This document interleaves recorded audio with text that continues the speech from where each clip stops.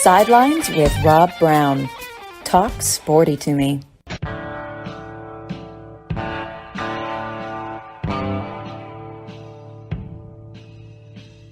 All right, Rob Browne back here with you on this Tuesday morning, day after Labor Day. It was a holiday for most people, but definitely not for the farmers over here in Park in Arkansas. Good gosh.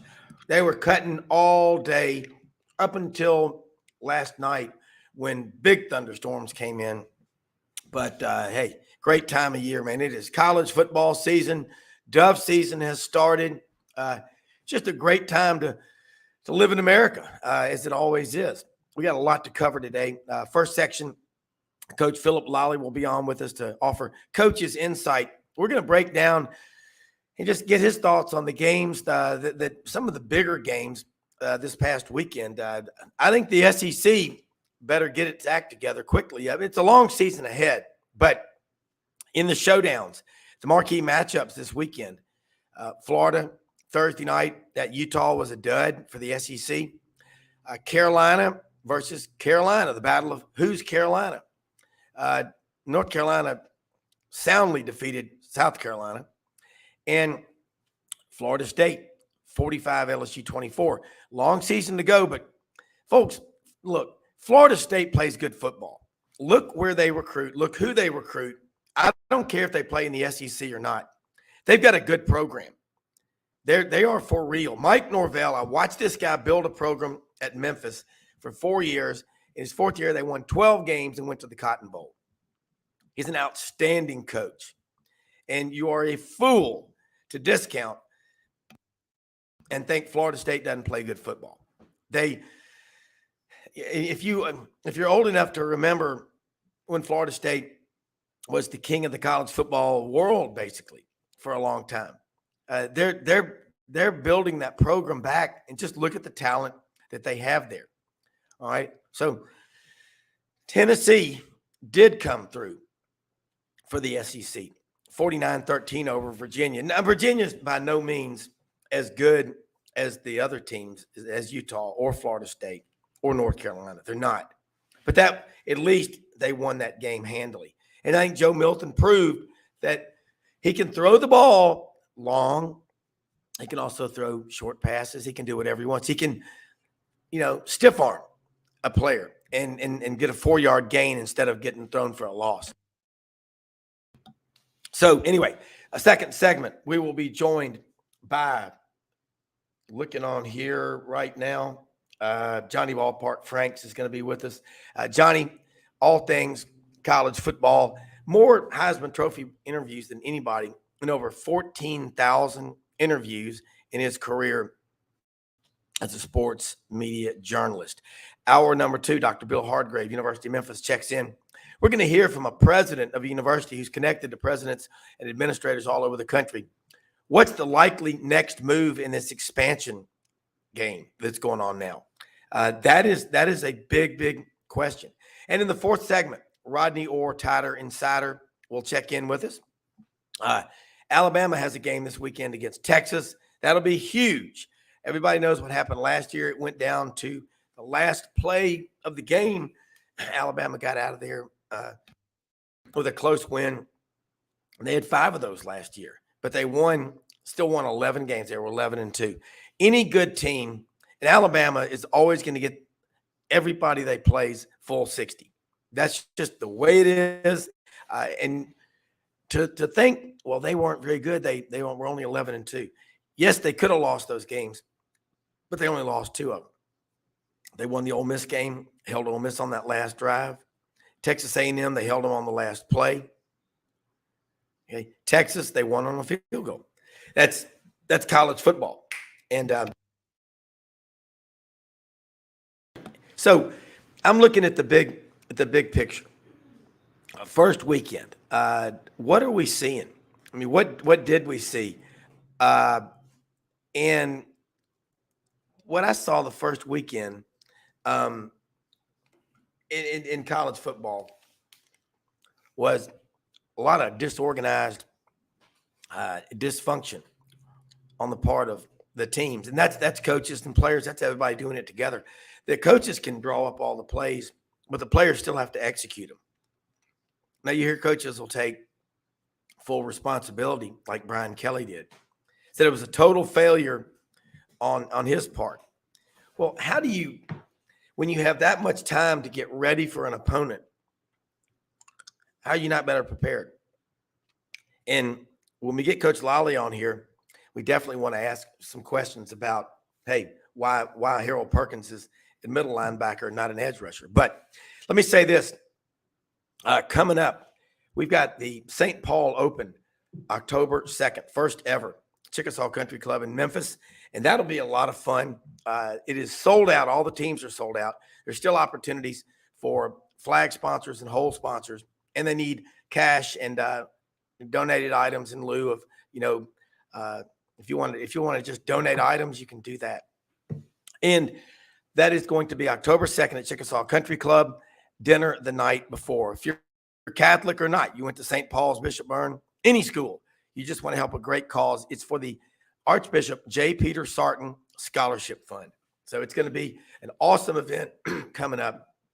Call Michael Jordan, 901-647-3014.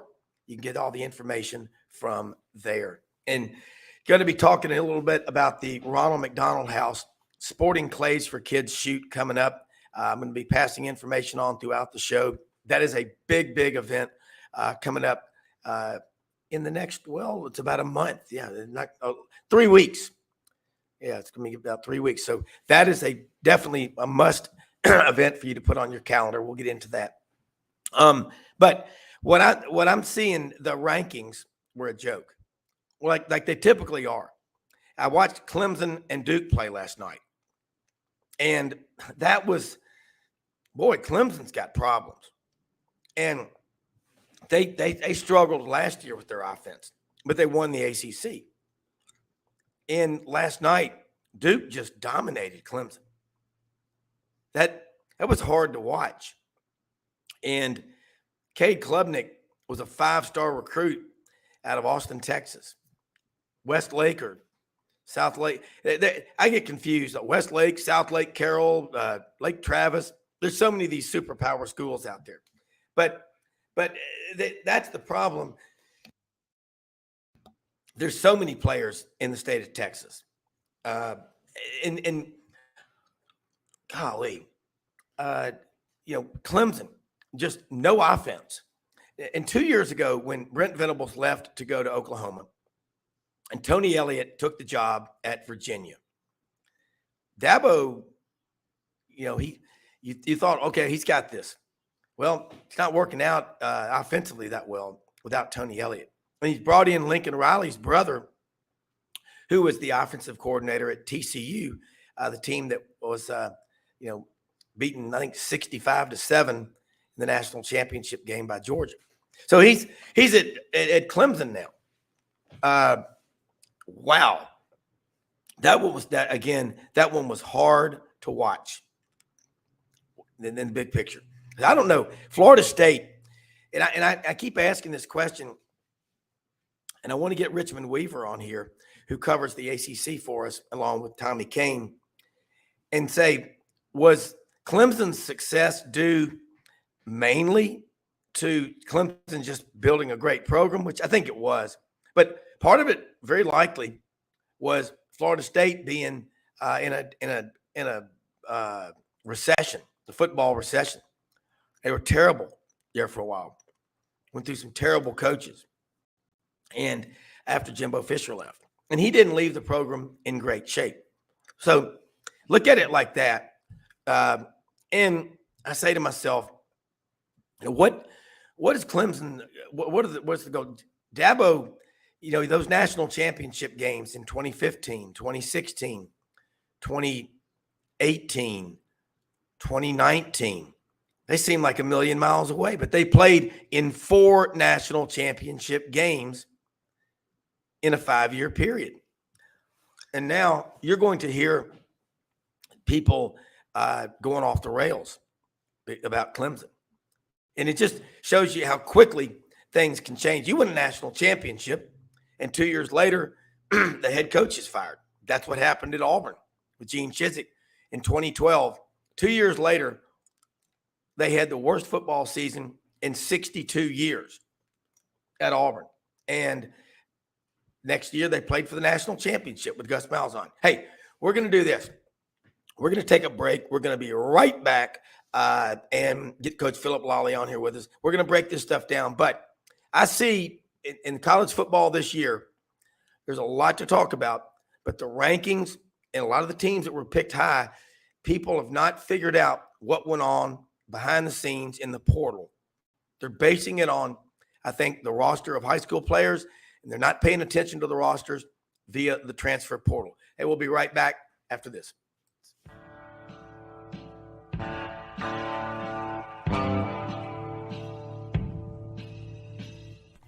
Red River Ford and Toyota, located in Wynne, Arkansas. If you're in the market for a new or used car, truck, or SUV, call, go online, or drop by and see them. Located 45 minutes from Memphis, go off the 4-city exit on I-40 and go north about 15 minutes on Highway 1. Easy to work with and still believe in customer service. If you live out of town, they will deliver your vehicle to you. RedRiverFordToyota.com.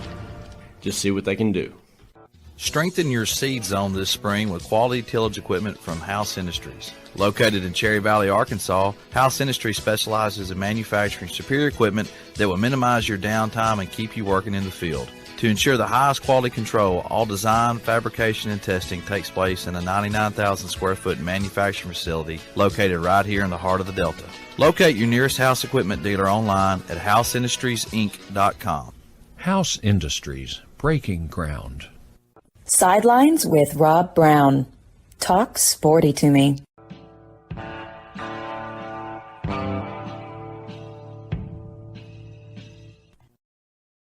Hi, Rob Browne back here with you. We are experiencing technical difficulties, I guess, with Coach Lolley, but we'll get him back on. The rankings that I've seen so far, it's just not making a lot of sense. And you just pick the teams out there around the country in college football. Southern Cal, they're ranked 6th. I mean, they're beating up on, I don't know, so many great teams, but I do think the Pac-12 is playing some really good football. There's no doubt in my mind Pac-12 has some excellent football. And, you know, and now what's happened is Phillip, we're having problems with Coach Lolley. So what we'll do, we'll reschedule Coach Lolley, get him back on here. But John Hattler, you this past weekend got to see up close and personal. Appreciate last-minute substitution here. Coach Lolley's having technical difficulties from Auburn. We were going to break down a bunch of the games. You, as the play-by-play man for UT Martin, got to go over there to Athens and see that Georgia team, back-to-back national champions, going for a third straight one, and talk about that trip, what you saw, what the takeaways were from that game. But Georgia's to me is good as advertised, but I mean there's a long season to go. Well, you know, just full disclosure, I'm going to put on my navy and orange tinted glasses for a bit. Okay. So yeah, believe me, we both understand that when an FCS opponent goes up an FBS opponent, especially week one, there's two totally different approaches to that game. And Georgia in the first half was very vanilla, and they were going to try not to do a whole lot of things to tip their hands on anything they might want to do with the brand new offensive coordinator. We get that. Brock Bowers is a real deal. I think that he's probably the best offensive player in the Southeastern Conference. I thought that last year. He showed it in this game against UT Martin, where he had 5 targets, 5 catches. But here's the kicker for me. He caught the ball within 17 yards of the line of scrimmage total on all 5 catches, but had 77 yards total. So when the man gets out in open space, he's a stud, and he just flat runs over people. Defensively, I thought UT Martin played very, very good. One of the things that we were concerned about going in this game were the switch routes by the wide receivers. We're also worried about the downhill running that Georgia possessed.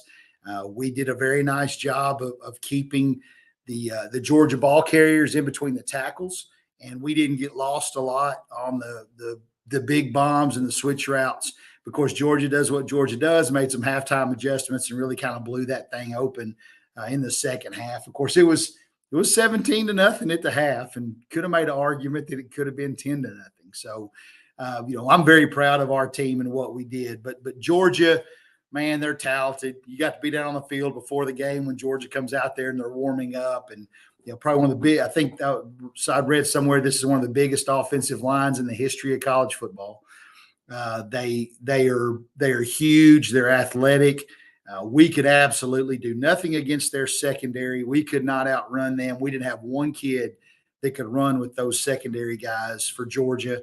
And they were just a very, very, very good football team. And I'm very proud of the way we played. I think our defense played very, very well. But again, 48-7 and no major injuries and got a paycheck. And our guys got to experience the two-time defending national champions on their home turf. I said, I don't think you can ask for much more than that. Yeah. And what did you see? You look at at Georgia as an example. Brock Bowers, tight end, comes out of Napa, California. And he's not your normal tight end. I mean, they line him up, and he can play so many different positions. And it makes a quarterback, especially one Carson Beck, who has played a little bit in mop-up duty, that's got to lead to a lot more comfort. And you've watched a lot of – when you've got a new quarterback out there, and the first thing he's going to do is, where's my safety net? And you got Brock Bowers, that can make things a lot easier. It's really funny you bring that up too, because again, Georgia's offense, I want to say the word stagnant. It wasn't stagnant. I mean, it was a situation where they, again, very vanilla, not going to tip their hand. But when things were when we forced a couple of 3-and-outs on Georgia now in that first half, again, they're not opening up the playbook, but when they got ready to, they put Brock Bowers in that H-back position. They put him in the slot. They put him on the end. They put him anywhere they needed to put him to get the ball in his hands. And when he got it, he ran over us. He ran around us. He ran through us. I mean, he did everything that I expected him to do. And I do believe Carson Beck is going to be a good quarterback. They had talked like he was a little statuesque and more of a pro-style passer, but he was able to move around a little bit and get going. Kendall Milton, the tailback, is a good player. They're I think they're going to be running back by committee for a while. I mean, Roderick Robinson had some pretty good touches too, but Georgia was the real deal. And, when Kincaid Dent, our quarterback, that was his first college start ever transfer from Ole Miss. He did some things that he didn't do in camp. He got out there and used his legs to keep some plays alive and stayed in front of the chains. And we picked up 15 first downs in that game. I mean, that's a big deal. I mean, that's a big deal for us. So it was a good game all the way around for us. And I think Georgia got out of it what they needed to get out of it before they play Ball State this week. And the thing about a game like that is you will learn as much from the people that beat you as you will from the people you beat yourself, if you have an open mind. I heard that, I was told that by the 21-time national champions in a canoe race that we were in. And, we didn't beat them, but I mean, it made me think, and that is the fact that UT Martin had to play a team like Georgia. It's like in a 5K or a 10K road race. Get on the back wheel of the fastest runners and stay with them as long as you can. Yep. By doing that, it makes you get out of your comfort zone. So now UT Martin will go back and go, you see what we talk about, guys? Things are a lot faster. And this, John, there are two things that you've got going for you, which I think are really cool. Number one, you're a banker and you understand money and cash flow, and you understand planning and system and preparing. And the other thing is you get to see this all the time develop. You see high school football, you see college football. You go see a game like that, watch how much better UT Martin will play in their next game, because they're going, hell, man, we've seen it. Because once your mind expands from its original size, in my case of a walnut, too much bigger, it never reverts back to that original size. It doesn't do it. Yeah. It's good for you. And like I've tell people, I'm a fan with the microphone. I'm blessed to be able to do with what I get to do. I have no formal training. But what I saw is two things. Number one, I was afraid coming out of camp that we were going to waste a good defense this year, because we have a very good defense. It's for the last 10 years, especially under Jordan Hankins, who's now the linebackers coach at Memphis. Our defense, this 3-3-5 that kind of converts to a 4-2 from time to time, 5 defensive backs, it's really taken off. He's the guy that showed LSU how to do it and how Iowa State how to do it. So we have a very good defense. And I was afraid we were going to waste a good defense this year with a lackluster offense. I'm wrong. I mean, our offense is going to be pretty good. As you said, we play Missouri State at home this week. And that performance for us against Georgia was so important because now we go into a very critical 3-game stretch in the FCS. Missouri State at home, Houston Christian at home, and then go on the road to North Alabama. Those are 3 games that we need to come out of at the very least 2-1, because if for some reason we don't win this Big South Ohio Valley Conference conglomeration that we have this year, we've got to have a really good non-conference winning record. And if we can come out of that 2-1 or even 3-0, that gives us an opportunity, if we can't win the conference, if we get one loss in the conference, to get that all-important at-large bid. The game's not going to be any faster the rest of the year than it was on Saturday for our guys. It's not going to be any faster. And I'm really happy with where we are, and I'm happy with where we're going to be. And Jason Simpson said it at halftime when it was 17-0. He said, guys, keep it close. Give yourself a chance in the fourth quarter and make a memory for the rest of your life. Now, unfortunately, we weren't able to do that, but we were in the position there at 17-0. Yeah. You come out, get a stop, get a score. Now it's a 2-score game. Things can happen, and it didn't. But Kirby Smart. I always like watching the post-game handshakes, and what you could tell Kirby Smart, what he had to say to our head coach Jason Simpson, was nothing but complimentary. And I talked to Jason after the game, and he said that Kirby was very complimentary of what we did defensively, and appreciated the effort that we brought, and hope it helps Georgia in the coming weeks. Yeah, and that's the whole thing about every game matters. And we were going to – Coach Phillip Lolley was going to be on with us, who coached for 17 years at Auburn, coached high school football all over Alabama, coached in the CFL the last few years, and had technical problems. And I know I got my days confused because of Labor Day being a holiday, and I was like, wow, it all worked out. But the interesting thing that I every game I watch, I value it because I love the game. And D1, D2, D3, it doesn't matter. It's the celebration of the game is what it's all about. And I wrote a little blog.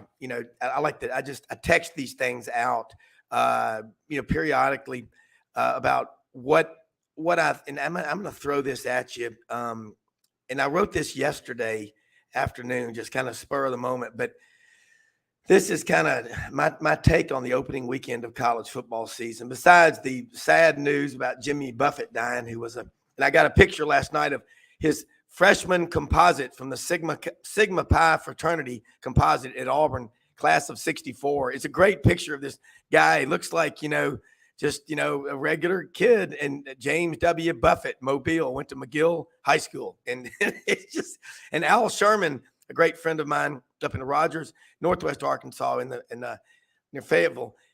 They were in the same class. And I said, well, you both ended up being legends. He said, he was a billionaire. I said, you're both billionaires. You're both legends. But here's my take on it, John, real quick.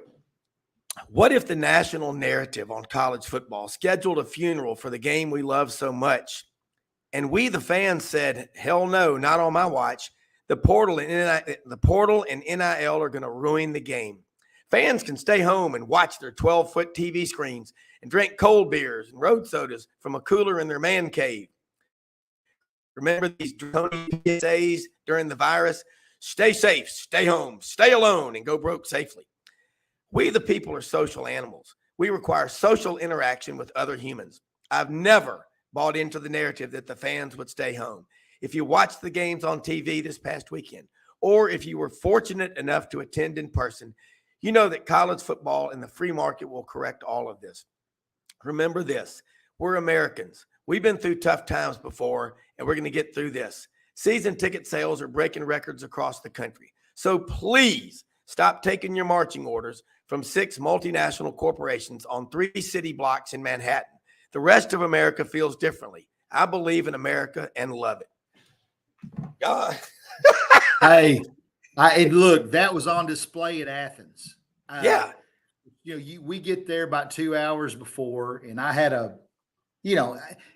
wanted to bring something back to this small town of 10,000 people in Martin, Tennessee. So I did a Facebook Live of just walking through the tunnel. I'm getting chills just thinking about it. Exactly. Walking out there on the field at Sanford Stadium.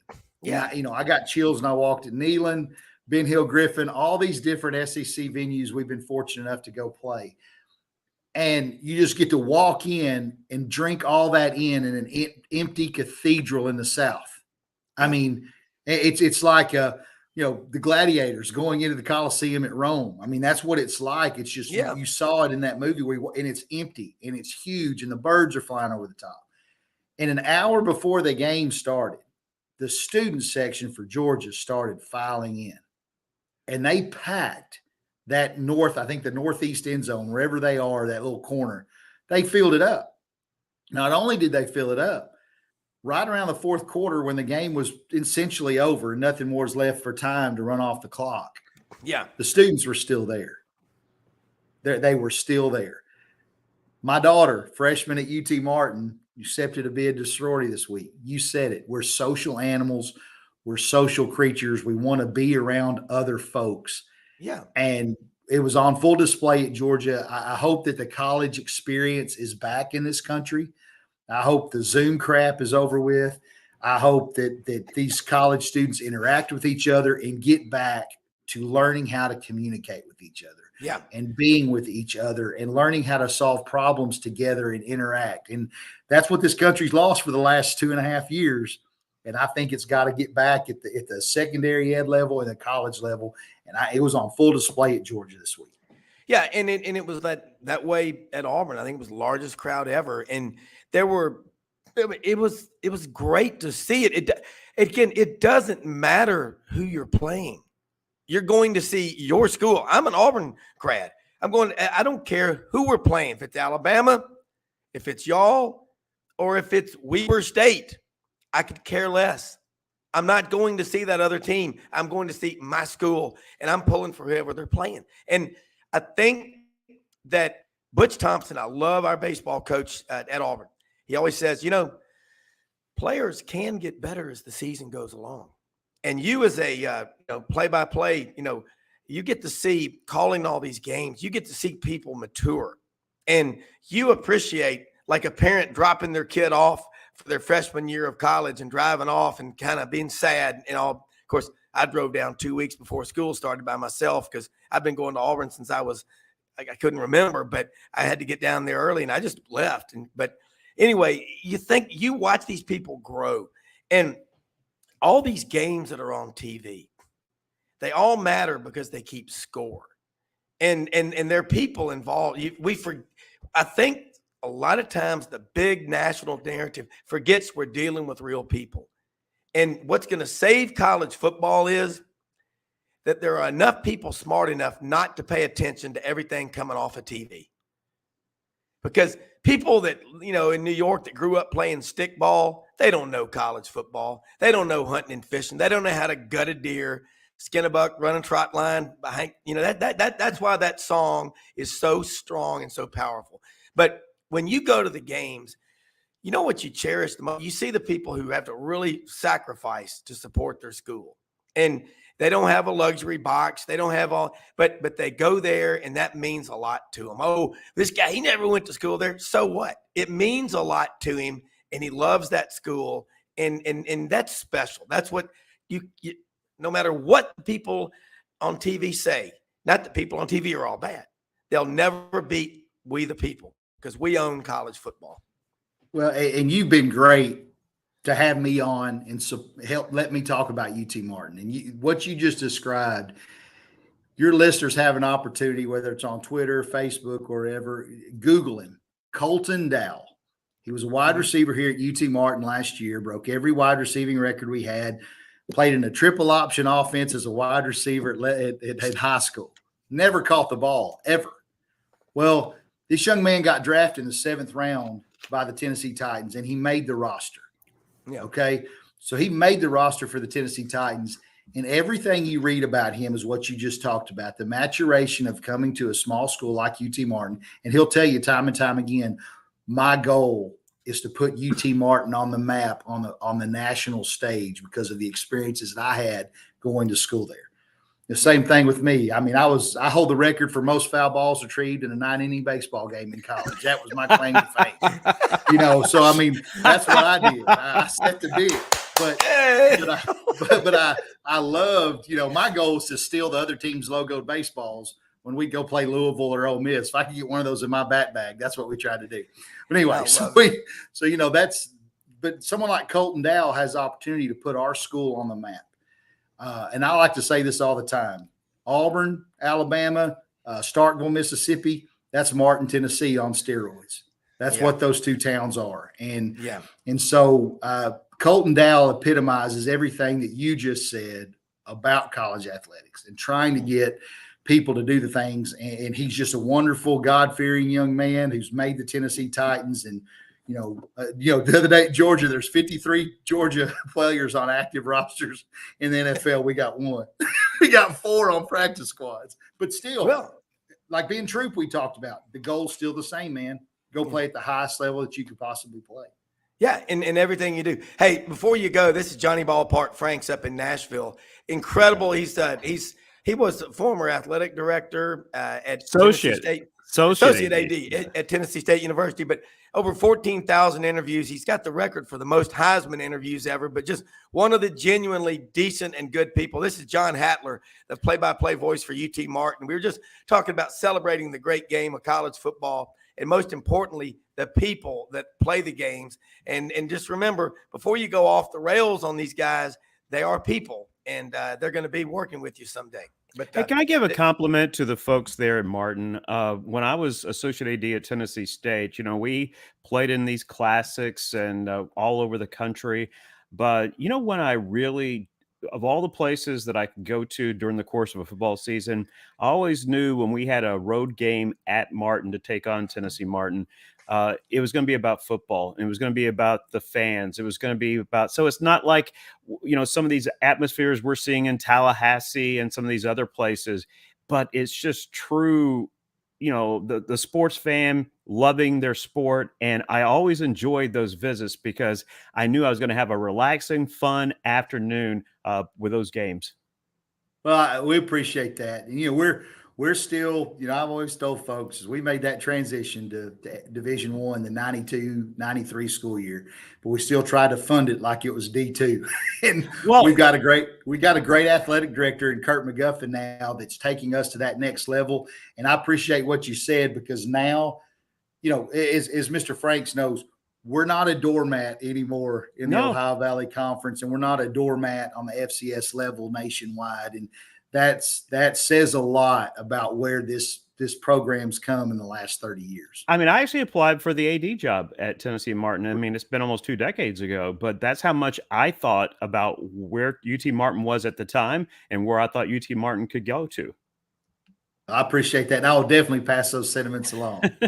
Hey, and John, one other thing my dad reminded me, I knew he had designed a swimming center up there. He also designed y'all's basketball arena. I forgot about that. So spent a lot of time going up to measuring places as a kid, the son of an architect. And I just didn't like math as much, but now I do because of my financial advisory stuff. But trigonometry and calculus, you can have those. But hey, I know you got a big day ahead of you. But look, you are because I know you now through Mark Ham and Tom Rainey. But you're one of the people, again, you're telling these stories, and we appreciate you taking time to join us. And we got schedule kind of mixed up, but really appreciate you taking time out of your day to join us, and love hearing the stories, because at the end of the day, when everybody's backed up in the corner, it might be the schools like UT Martin where the people genuinely love the game, and it can't be all about the money. We got to remember that, and it's a celebration. But I believe the people, will take control of college football and sports back, and great times are ahead. And so be back on here with us next week. I'll get you back on if you can do it. Hey, man, anytime I can talk about our school. Love Mr. Franks. Nice to meet you. And Rob, I always do appreciate and enjoy coming on with you. And here we're going to have to get some hunting together somewhere. We talked about it, but we got to do something. Hey, I got a guy on tomorrow, Josh Carney, that's going to be talking some hunting and fishing at 8:30. Amazing guy that'll be a guest on the show. So we will be doing it soon. And Not November 19th, duck season starts. I'm kind of hoarse, but that was a bad call. That was Anyway. a very bad call. John, it was Thank nice y'all. seeing you again. Take Yes, care, sir. man. All right, bye-bye. All right, Johnny Ballpark Franks. I love the background there in the studio there. Richard Clayderman was regarded as the world's most renowned pianist. And I see the piano in the background. I don't know where this is. This is something that is. I love it. I can pretend, and I took organ lessons when I was in the third grade, but and a reason I stopped, I wanted to play contemporary music like Elton John and the Beatles and stuff, Paul McCartney, and they were getting me to play Can Polka and all that's like, I don't want to play this stuff, but I don't know where that background is. It only pops up on your show for some reason. Are you assigning that to me, by the way, or what? Because that is, I don't know what that is. Now, I do like I would remove the piano and probably put some nice sports stuff back there, but I don't know where this background has come from. Well, I love it. And by the way, Audrey was so mad when we were up there for Media Day. She didn't get to meet you. She goes, he's probably the nicest guy of all the great guys you have on the show. That is such a misnomer. No, but you know what, though? I watch how people react to people, and people just gravitate towards you because very kind of you. They trust you. And I couldn't help but, Frank Duffy, we have a lot of LSU guys that cover LSU, but man, they're Frank's first class. I mean, he's given all the credit to Florida State, but I kept telling people last year in the beginning of the season, when y'all beat LSU, I said, I think Florida State's going to win 9 or 10 games. I watched Mike Norvell build Memphis into what he did. I was like, this guy, he's from Arlington, Texas, went to UCA over in Conway, University of Central Arkansas. And I said, you're blind if you don't think this guy can coach. And, when he got there, he was struggling. Well, the reason he was struggling is because they had to get rid of the guy before him because he wasn't doing a good job. So absolutely. And it said, give this guy some time. I said, he is driven like, Lance Armstrong, like, Greg LeMond. He's got that internal drive, and he's everywhere. And he will get every ounce of talent out of every player on that roster. And, you saw it Sunday night. That was not a surprise. I had picked late Florida State to win 31-28, but I didn't think it'd be 45-24. But they are just a good football team, and I wonder who's going to beat them this year. Yeah, I was looking at that last night, and see, my next door neighbor, his wife, she was part of the dance team at Clemson, so they're all big Clemson fans. And I basically over the weekend warned him. I said, "Don't be shocked to see Duke beat Clemson on Monday night," because nobody was thinking about that, and nobody was thinking that Duke would be able to even play with a Clemson for 4 quarters. I said, "Don't be shocked with what they're doing in Durham to see Duke beat Clemson Monday night." And that came to fruition. That's why I had Duke in the points. And as far as Florida State, it's interesting because I'm a Florida State grad. I grew up a Bama fan. I can claim, unlike Deion Sanders, I can claim Alabama because my first year was in the Alabama University system. I'm a undergrad at Florida State, and I have a master's at Tennessee State. And so I am proud of all 3 places that I was able to enjoy life after high school. Yeah. And so, I'm just not a Deion fan. And I think Deion Sanders and that Colorado team, I think pumped the brakes a little bit because remember TCU, 6 games last year, they gave up 30 or more points. Did everybody forget how many points they gave up to Georgia in the national title game last year? 120. Yeah, exactly. I think Georgia's still scoring in that ball game. So did TCU improve their defense? Absolutely not from what we saw on Saturday. So it's a little bit of, yes, Colorado has improved, but pump the brakes on just how good they are. And they're already saying, hey, can Colorado win the Pac-12 this year? It's like, look at all the ranked teams from the Pac-12 in the top 25 right now. And a lot of these teams, like even the Oregon States of the world, took advantage of the transfer portal. And that's why they have a starting quarterback who used to be the starting quarterback for Clemson, and DJ Uiagalelei. That's be the only time I will say that last name or try to attempt it. But as far as, Florida State, I post these gloves. When you put them together, it forms the nice little Florida State logo. And I reposted it from last year prior to Sunday's game. And I happened to read the comments. And on the comments, I said, don't be shocked to see Florida State in the conversation for a national championship and Jordan Travis winning the Heisman Trophy in 2023. And it's like, wow, how profound is that? I'm not stunned by anything Florida State did, and mainly because of Mike Norvell. You brag about Mike Norvell. He's done all the things now. If you're a head coach in college football these days, you have to be an outstanding recruiter recruiting junior college and high school players. You have to be an incredible recruiter as far as recruiting the talent through the transfer portal. And finally, you have to make sure that the players on your current roster, the ones that you want, don't leave to go elsewhere. And Mike Norvell, bam, check, check, check. He's doing all that. He's got buy-in. And it just infuriates me in the offseason, knowing what they did last year, knowing the direction this team was heading, all that conversation. They should fire Mike Norvell now and hire Deion Sanders. Stop with that stuff. I mean, that is just sickening to me. Yeah, when somebody that I respect like you says, you're not a big Deion fan, there's reasons why, but he's so up there. He's trying to start a fight. Most pompous guy of all and I've met thousands of stars, celebrities, Hall of Famers, and I've been around some of the greats who are the most nicest individuals you'll ever want to be around. Of all these individuals, it's not even close as far as who's number one on my list.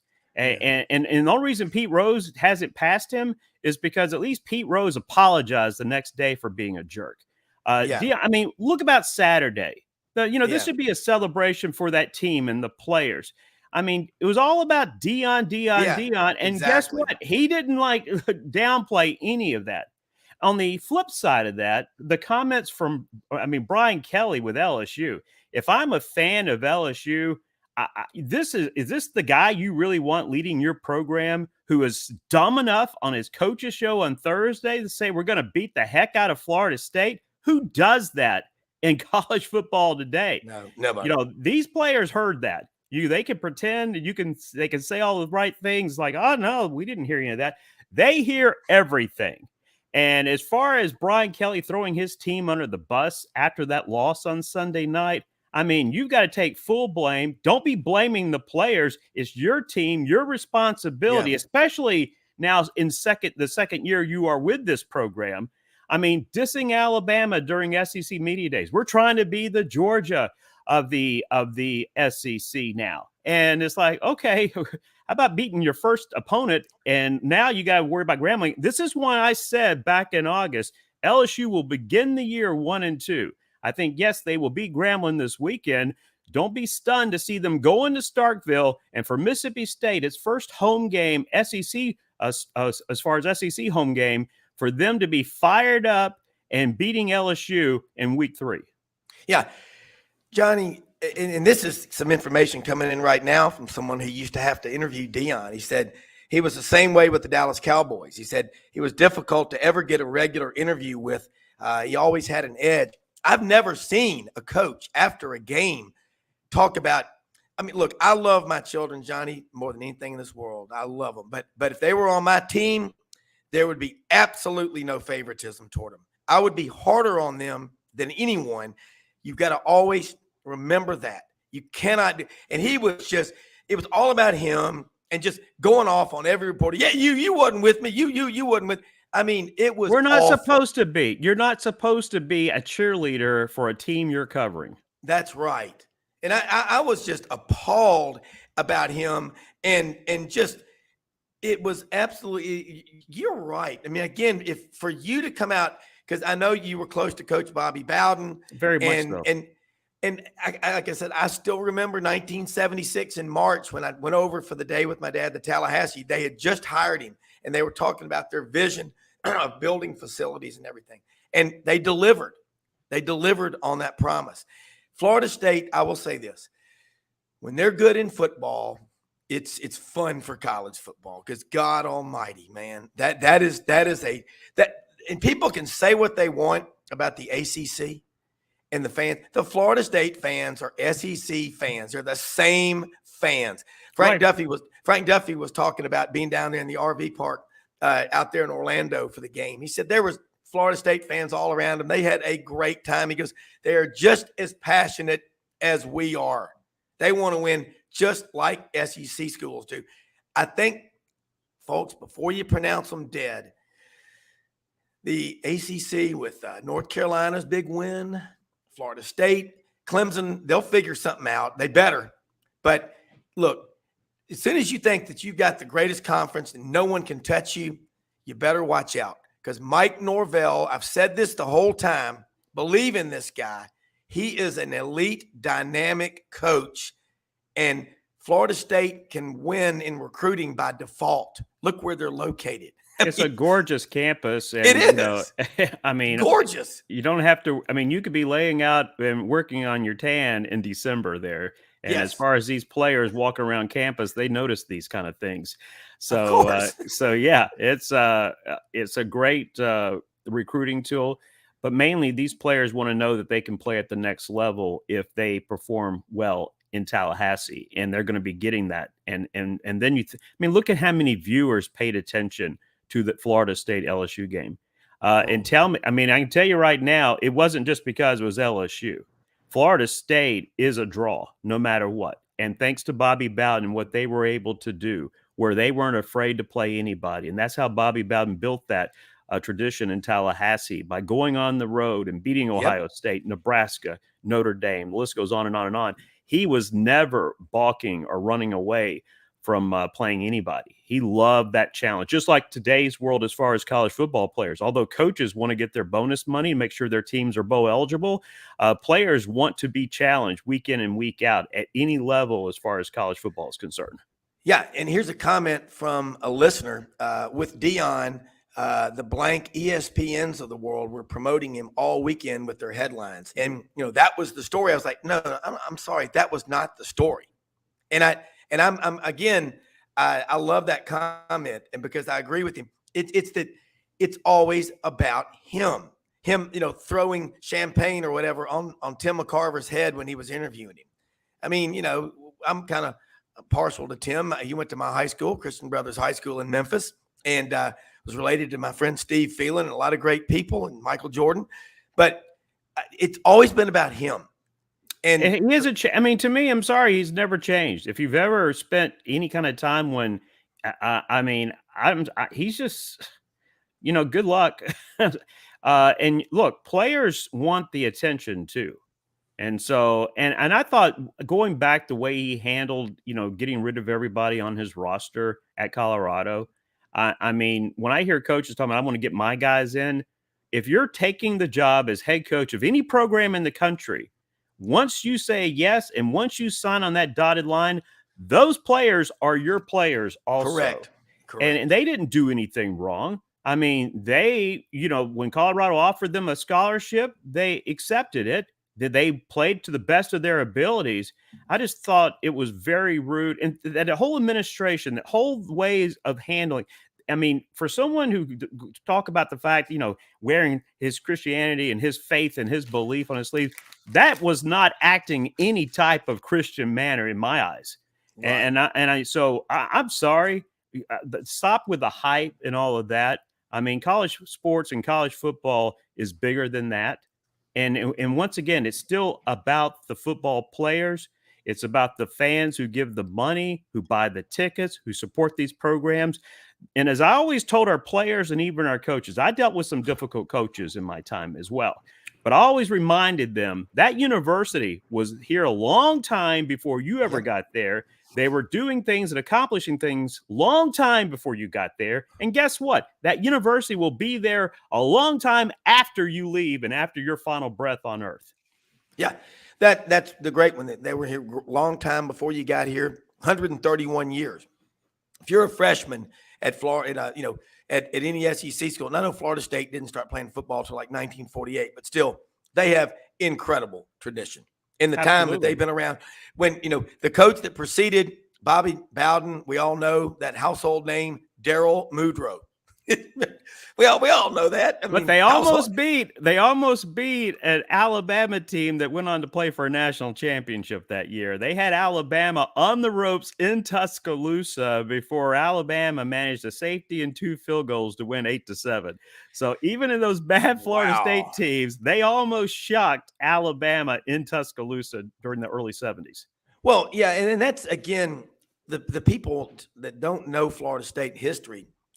Again, you don't know much history if you don't, because they're one of the dominant names in college football. But and again, I go back, Dion, wearing the big chain with the cross and putting that in your face.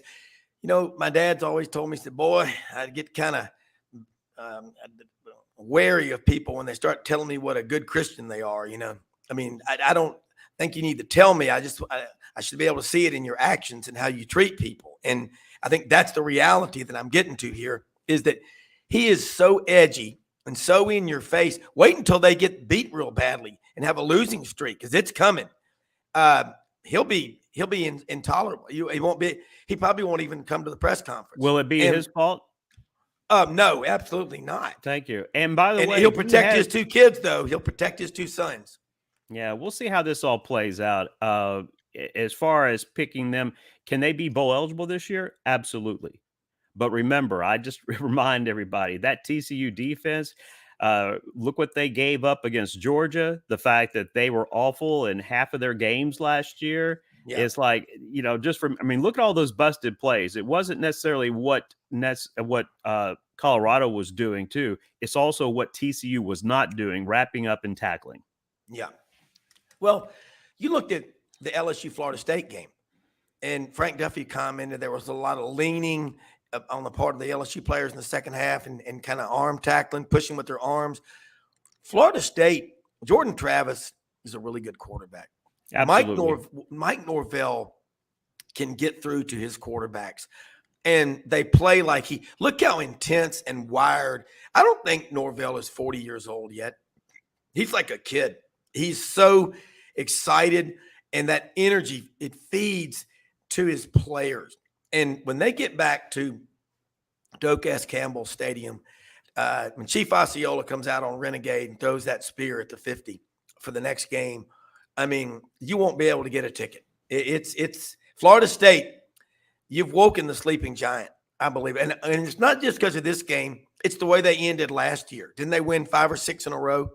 Yeah, I mean, they only had that bad stretch in the middle of October, and if they had trusted their kicking game, I mean, their kicker was so inconsistent last year. Those 3 losses, all of a sudden, Florida State on 4th down, instead of relying on their field goal kicker, they had to go for it. And so during those 3 losses that they suffered in the middle of the season, it had a lot to do with the third aspect of football. You get offense, you get defense. People ignore special teams. Special teams killed Florida State in those 3 games.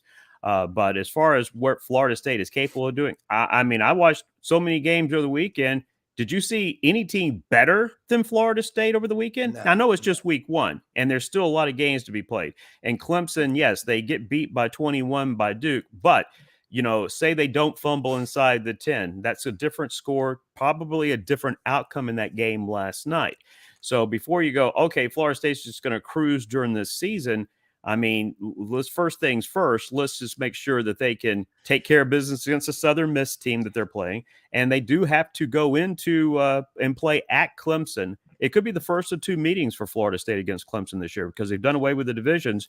And so the top 2 teams' winning percentage will see each other in the ACC championship game. So this could be the first of 2 meetings for Florida State and Clemson, of course. Yeah. With Clemson, what you saw out of them, Tony Elliott was a big loss. Last year they didn't have him, but they won the ACC, but they were beaten 31-14 in the Orange Bowl by Tennessee.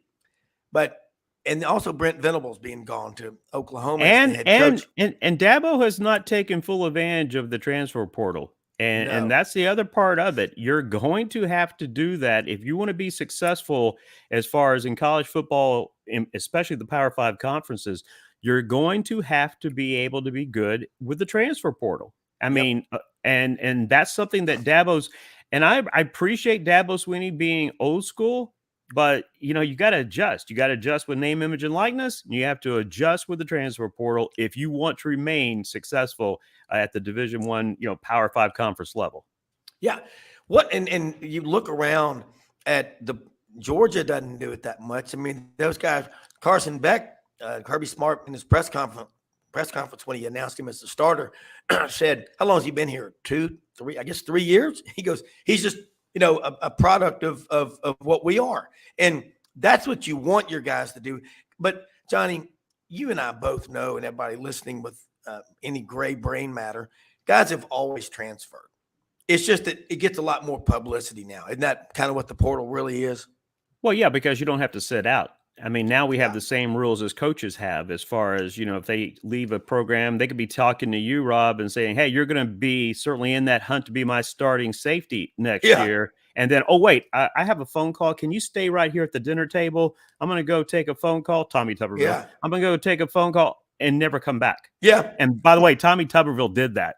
Yeah. When he was a head coach at Texas Tech. So the bottom line is you really have to be able to do all aspects of it and the same rules. And I know old school. I mean, I talked to players that played in the 70s, 60s, 70s, 80s.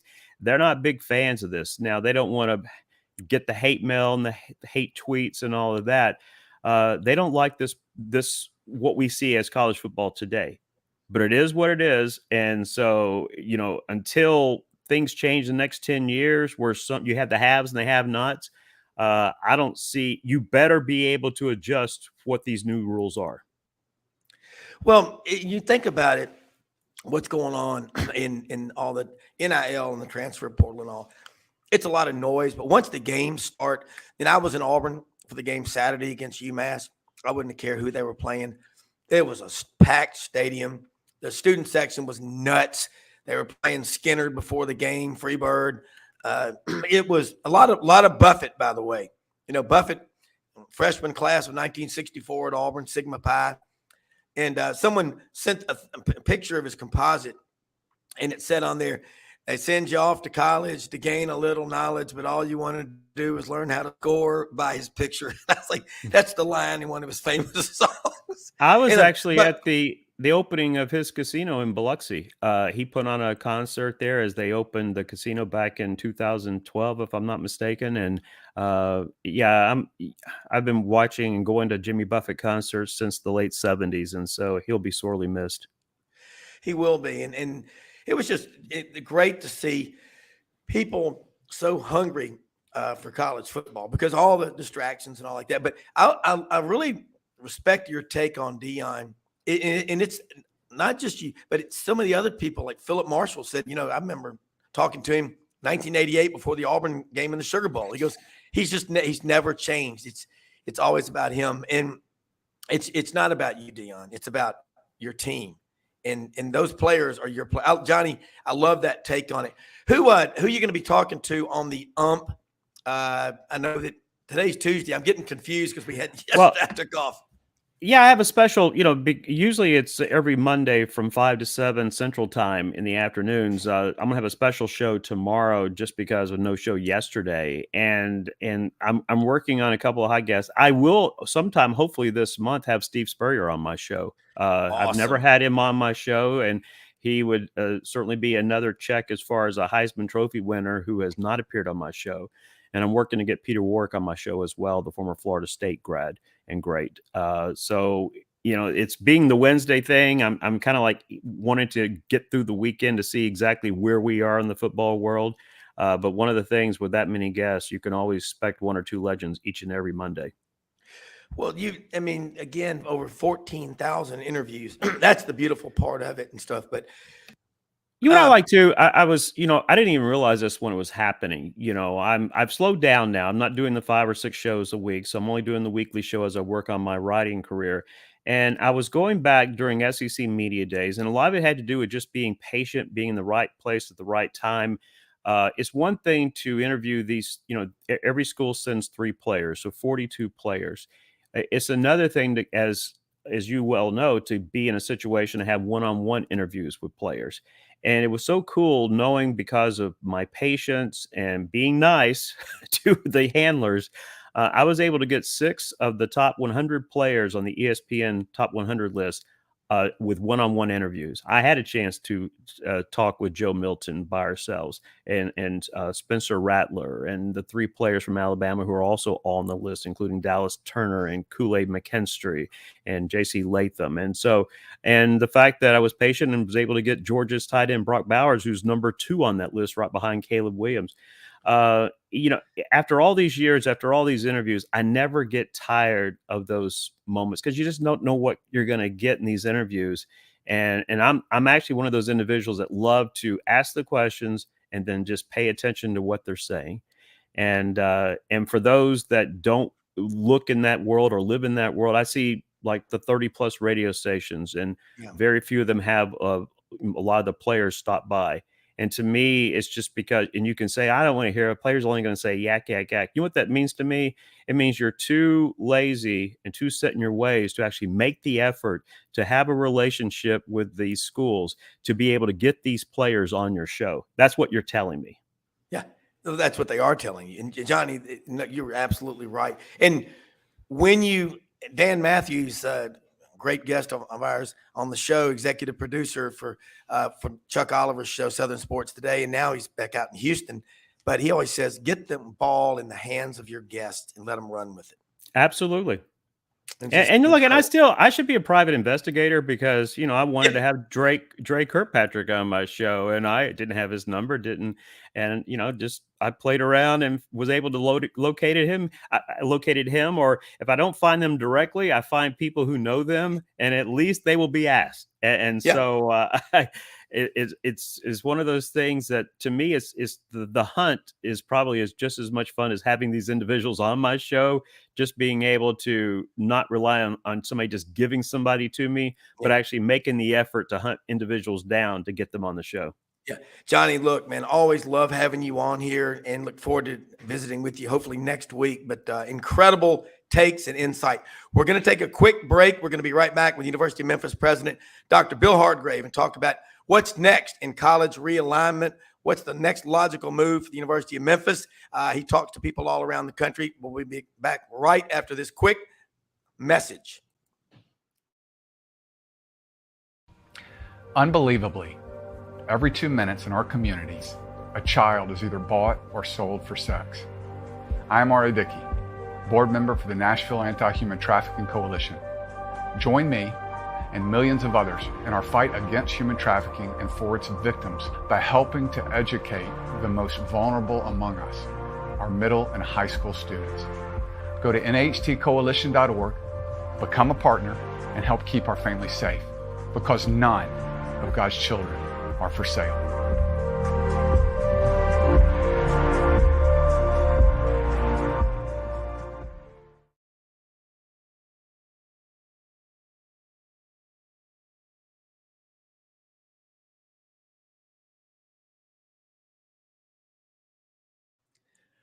All right, Rob Browne back with Dr. Bill Hardgrave, University of Memphis president. And Dr. Bill, man, a lot going on right now.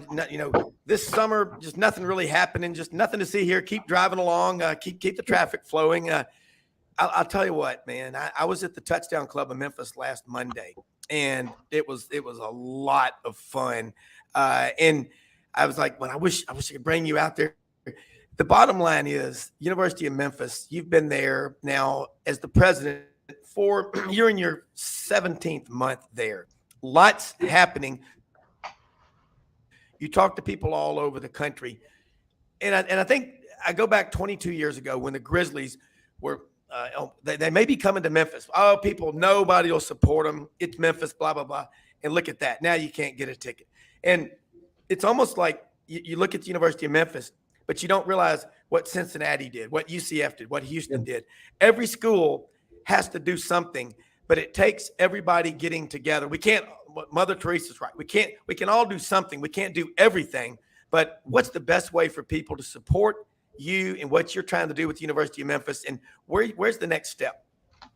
Well, so Rob, good to see you, and thanks for having me on the show. As always, I appreciate the opportunity to visit with you. This is the last. I'll go back to late spring through now. I mean, this has been an incredibly eventful time for college sports. And I was visiting with somebody recently who used a term that I'm going to steal. This is transformational instability. And I just like that phrase because that's exactly what we're experiencing, right? You think about all these moves from one conference to another. It truly is transformational, but it creates incredible instability. And that's still where we're at right now. And the situation, despite a lot of people out there trying to say they know what's coming next or here's where it's going, the reality is it's unpredictable. And I don't think if Rob, we talked about a year ago, I believe, and for the first time, and I think I was on your show then, and who could have thought, you could fast forward a year, that the Pac-12, a storied conference would fall apart, right? Who would expected that some of these conferences that, have directions in their name are now, have schools across the entire U.S. And so, look, the things that, we can control what we can control. And that is, we've got to put the very best product out on the court and on the field. And we need people coming to the games, watching online, watching on linear TV. We've got to show that support. And because really it comes down, I mean, all these moves are predicated on much of the move is predicated on the money, right? On the media rights. And you saw that's really what happened with the Pac-12 is their inability to get a contract that satisfied everybody. And they all went elsewhere where they could get a contract. So what does that come down to? It comes down to people watching the games, attending the games, and so that you show that you've got a good product. People want to watch your product. Well, and you think about a big city market like Memphis. Obviously, there's a lot of SEC fans here, but there's a lot of fans of a lot of schools in every big city. You've been around. I mean, and when you talk to the conference commissioners in the Big 12 or the Pac-12 or the ACC, Big 10, whoever you're talking to, what are the conversations like? Is it you doing a lot of listening, or and again, because you're a great listener, you've got a PhD in information systems. I mean, I know your background, and there's not many presidents like you that are as hands-on as you are. You walk through campus for lunch meetings so you can mingle with the students. That says a lot about you. You don't park in a reserved spot and just have nothing to do with the people that you represent. That's what makes you different. You are a president, the people's president. And that's a powerful statement. You've also been a provost before you did this, and the provost executes the game plan that the president wants to run. And I'm sure whoever your provost is a really good one because you've been in his shoes before and you can train them. But there are a lot of people in Memphis that I know that did not go to school there, but they go, man, I live in Memphis. My company is in Memphis. My employees are going to be coming from this area. It's so important that I support the University of Memphis. Are you getting positive responses from people in the Memphis business community that say, look, I didn't go there, but what can I do to help? Yeah, Rob, I tell you, that's something special about the University of Memphis that's unlike most urban campuses that you find. Because most urban campuses you find there, I mean, they're in the big city and they're just one thing among the city. I mean, and I've seen that, and you look at Houston, University of Houston, and just as an example, right? I mean, they don't hold up kind of the city; they're a university kind of in the city, and that's no disrespect to the University of Houston whatsoever. But what I want to illustrate is that really special relationship the University of Memphis has here, and I've heard the mayor and others talk about the big pillars that hold up this city. FedEx, St. Jude, and the University of Memphis. Well, that's pretty weighty right there, Rob, when you think about that, the importance of a university to this city. And to your point, it's not just the people who went to the University of Memphis, it's everybody in the city of Memphis that really holds up this university in a very special place. And our sports is a big part of that, right? Now, I talked to FedEx and International Paper and AutoZone and all these great companies, and they want to hire every graduate we can turn out, because they know we turn out a good product, and they know that the students love the city here. But so we've got certainly that aspect. But Rob, people love to watch our teams. And we talk about football and men's basketball as being the leaders, and they are. And when we talk about conference realignment, as much as we want to talk about all sports, it really comes down to those two sports, because those are the ones that drive the revenue. Those are the ones that people are watching on TV for the most part. But we have great sports across the board. And I've seen nothing but love from the community and from our fans, and a hunger for us to be beyond that they want people to see us on a regular basis nationally, right? They want to share that specialness of this university to the entire nation. And Rob, that's one of the reasons why when we wrote a new strategic plan early this year, that vision statement is to be a nationally recognized public research university. That nationally recognized part, athletics plays a huge role in that. And the folks here, when we talk, they get passionate about conference realignment because they know that that's a way to put our athletics on a national stage and rightfully where it belongs. Well, and it takes a lot of work. And look at now, we've basically lost the Pac-12. And I don't think anybody would have imagined that. That's and right. It just happened. But you go back 100 years ago, 1923, the Southern Conference had 23 members. In 1933, the SEC was founded, and it had 13 original members. In 1953, 20 years later, the ACC was founded. Yet my friend Richmond Weaver over in the upstate, Greenville, South Carolina, is putting a documentary together as we speak called SoCon, the Super Conference, 100 Years. So David Housel brought that up 2 years ago when Texas and OU announced they were coming to the SEC. Sports Information Director Emeritus at Auburn, and like Lauren Smith, patriarchs of Southern football history. We've been here before. People always act like this has never happened. Oh my God, what are we going to do? Woe is me. We've got forest fires. We've got tornadoes everywhere. Well, if you talk to a meteorologist, they'll tell you the reason we have more tornadoes is because we have more radar now. So what used to be a big blow through Farmer Brown's pasture in Potts Camp, Mississippi, is now recorded as a tornado, or as they say in the country, a tornado, a big blow. So we've got a lot of things that are changing. So we've been here before, Dr. Hardgrave. Yeah. And I look and I talk to so many people in town, and they're going, ask Dr. Hardgrave what we as fans need to be doing. Because I've been saying it doesn't matter who you're playing. You want 60,000 plus in the Liberty Bowl to see Memphis. Don't worry about who you're playing. Take friends. If you can't go, get your tickets to people. It's easy with email and stuff like that. But I said, you've got a president that I knew him at Auburn, but I've really gotten to know him at Memphis. But the people that I know that know him from Auburn love the guy and cannot say enough good things about him. And they still want to support him here. But they're going, what do we need to be doing? They need to get out to the games, Rob.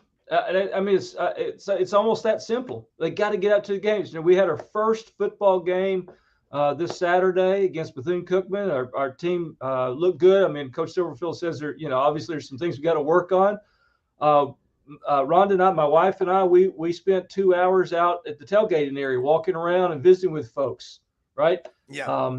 Before the game, we have to get people out. And we've got to get the students back engaged. That's one of the things I focused on with our athletic director and our dean of students. We've got to get the students back engaged. And that's something that during COVID, students kind of stopped being engaged. The athletics department was very intentional about getting their students out. And I tell you, I loved seeing as many students out as we did that first game. It's probably the most that I've seen. And I think I saw a stat, Rob, that at our first game, we had more students out than any game, I think, since like 2019. And now I saw that on Twitter, so it may or may not be true. But I think it's something like that. And really, student involvement is absolutely key. But we've got to get that stand, to your point, we got to get that stands filled regardless of who we're playing, not just the marquee matchups, but every game. And I, look, I saw that across the country at others, and I was kind of watching what was going on in opening week, and some teams were playing non-marquee games, but the stadium was filled. We've got to get a habit of doing that here. Yeah, and the people will say, well, they put a winning product out there. I'll show up. It's not going to happen unless you show up. Okay, Right. you don't turn your kids loose when they're 2 years old and say, come back when you're grown up and mature. That you got to. It takes a lot of effort to do it. And I look at these schools. Who in their right mind would have, go back just a few years ago? Cincinnati was a graveyard. That stadium up there, Nippert Stadium, whatever. And they just did like what Memphis is doing. You bring in Justin Fuente, then you bring in Mike Norvell. You got Ryan Silverfield. Now you gotta back the people that you have, and that's what gets me is the fans that if again I use this line a lot, but a lot of the people have this attitude. If Meet the Press had been on TV at the time the light bulb was invented, they would have lamented the death of the candle. That's just the kind of negativity that we have out there. And there's no room for that stuff. You put junk in your head, junk comes out.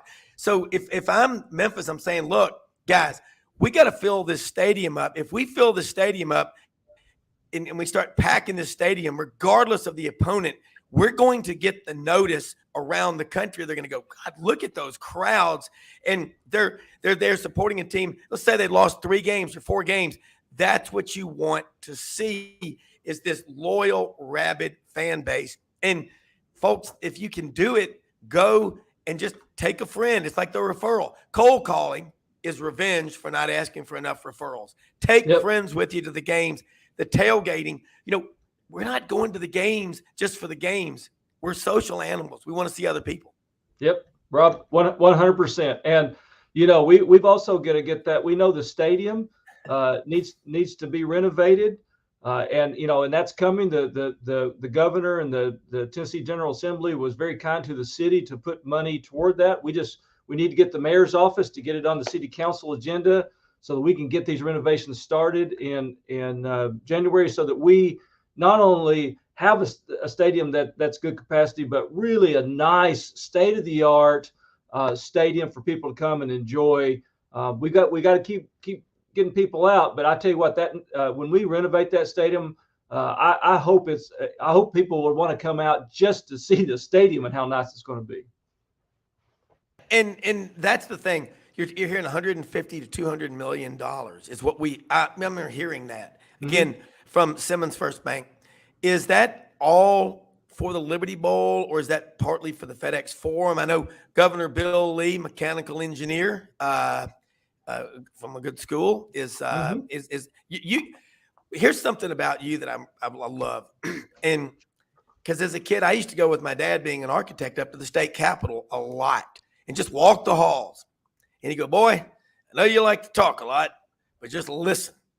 And we'd go in there and just sit and just listen to the different people that he was meeting with. But you go up there constantly to Nashville. And the last president, I think, that was that aggressive was Sonny Humphreys, Cecil Humphreys. And my dad said the guy that replaced him, I think Johnny Mac Jones or whatever his name was, he said he couldn't find Nashville with a map. You are politically astute. You have incredible communication skills. And why shouldn't you be up there lobbying for the University of Memphis like a dozen Mennonite farmers? I mean, why not? Yeah. Well, and we have to, right? I mean, that's the state is a good supporter of higher education in the state, and we need them to make sure that we are, and we're not just over there, Rob. I'm not walking over with my hand, held out, said, "Hey, I'm here for Memphis. Please give it." What I'm over there trying to do is tell our story, let people know what a great value we are, and what a great return on the investment of the taxpayers' money when they invest that in the University of Memphis. It's going to pay dividends. That it's not about, hey, just give us. We want people to invest. We want Nashville to invest in us because we're a great investment. Yeah. And so then the stronger the University of Memphis is, the more attractive it's going to be. It's going to be like the lights on the runway when you're in a storm. You go, okay, we see it. We see it. Visual flight. That around the country, what's the reaction? What kind of feedback do you get from, you can name them or you don't have to, but when you talk to these conference commissioners, the people that are involved in making a lot of things happen? Because I talk with a lot of writers around the country, ones in Texas, they say, why the hell wouldn't you put Memphis in a conference like the Big 12? They're a logical fit. Yeah.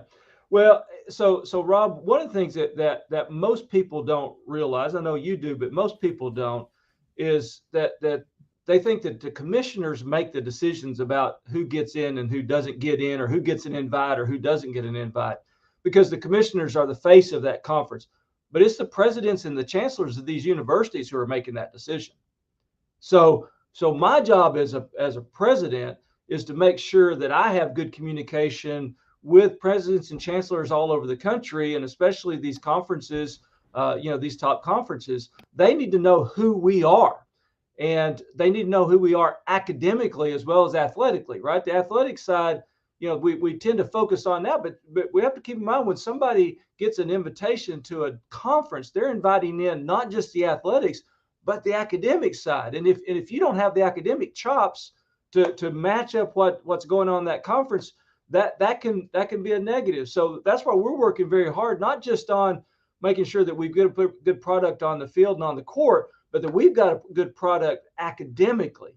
And that's where the state's investment in us and our alumni's investment in us, the business community investing in us on the academic side makes a huge difference, because ultimately those presidents and chancellors have to vote to bring somebody in. And yes, it starts with those conversations with the commissioners, but it really ends with the presidents and chancellors making that call.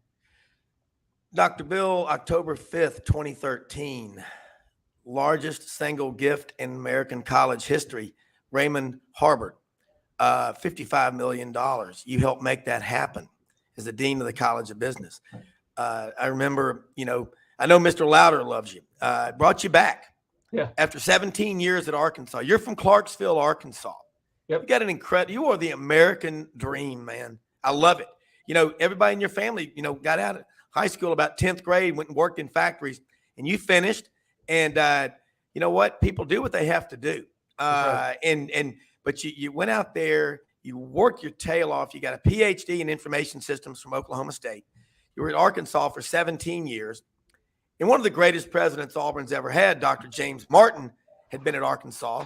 Yep. Came to Auburn in April of 1984. And you know what? You've got an incredible story in what you're doing.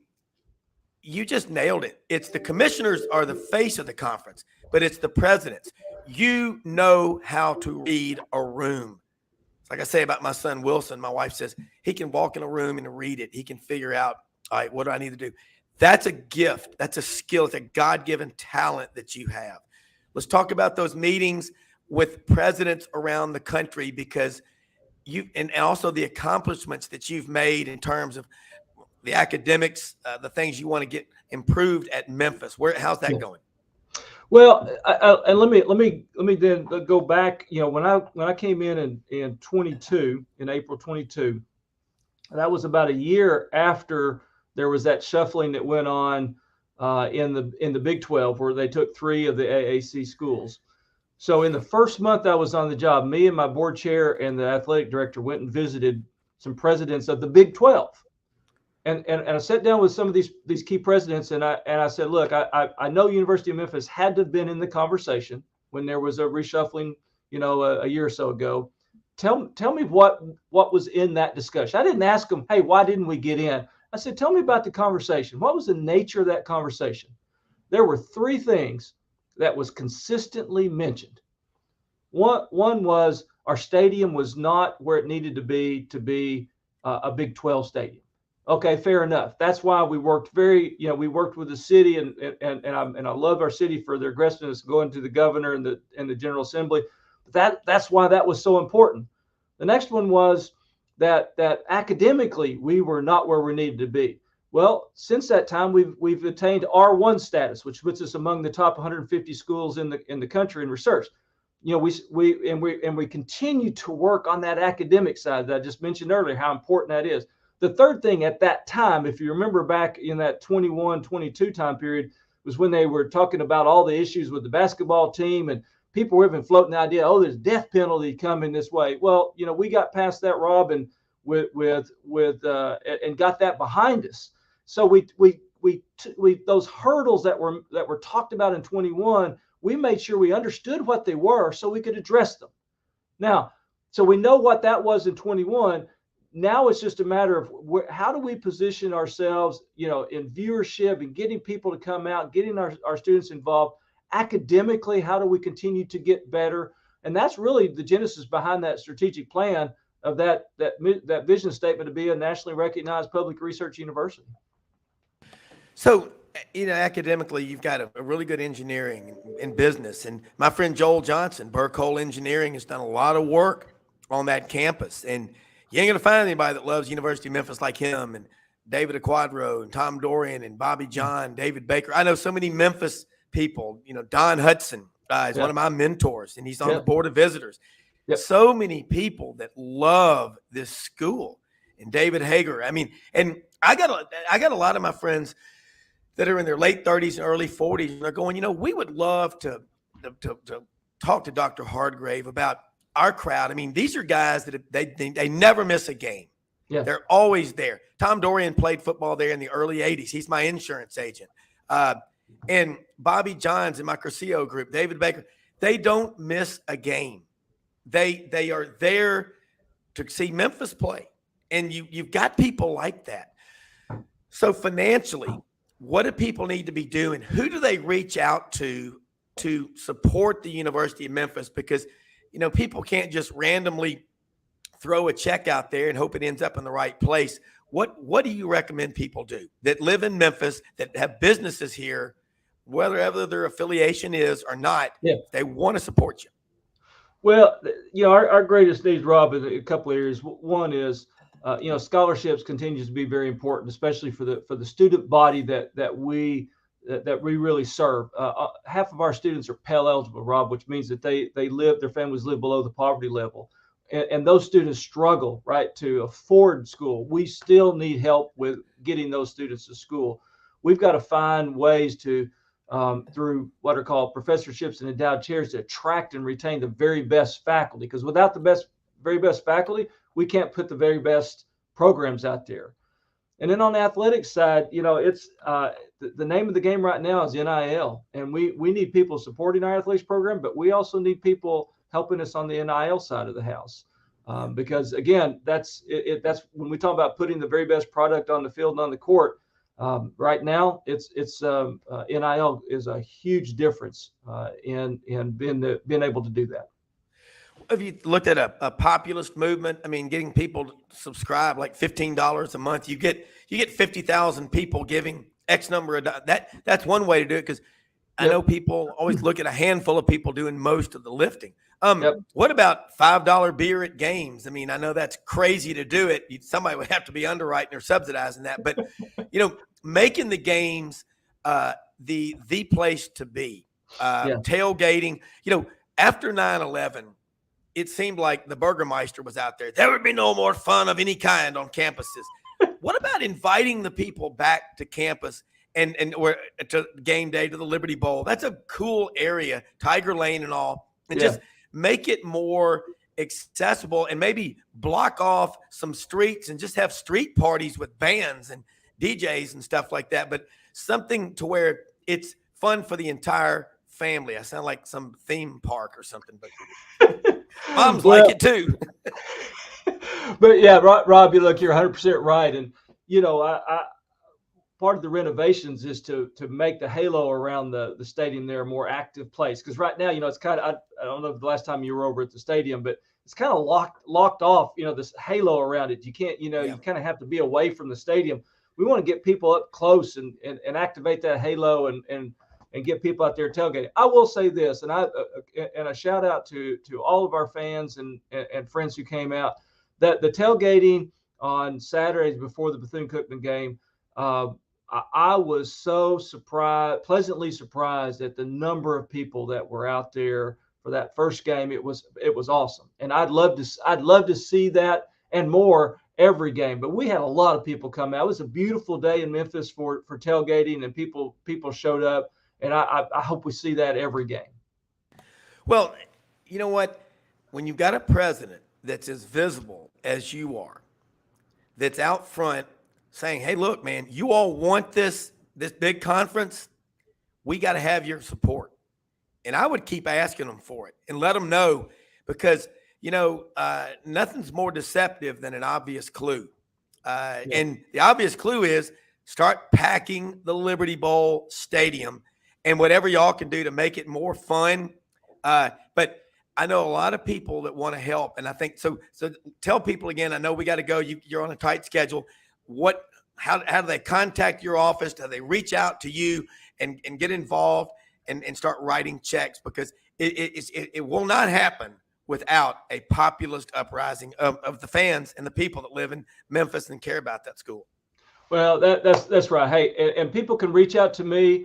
You can just send best way to reach me is email president@memphis.edu. I'd love to hear from you, or call my office here. I promise I'll get back to you. But just real quick, Rob, I know we're out of time, but walking around the tailgate, we visit.